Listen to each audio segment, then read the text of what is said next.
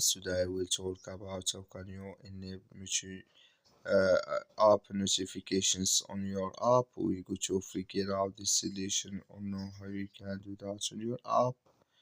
So you just follow this ways, then it's going to work with you. All you have to do, just go down, click here on me down here.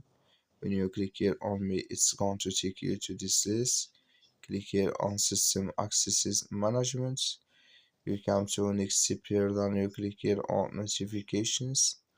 So then it's going to take you to this list. Click here on notifications here.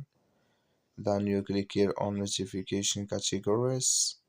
You come here to Meitu, then you click in this sign. Then like you see this color show for us. That's me here Meitu notifications enable with us now. That's all you have to do. I wish you I get it. That's all. Thank you for watching. Don't forget to support us by like and subscribe.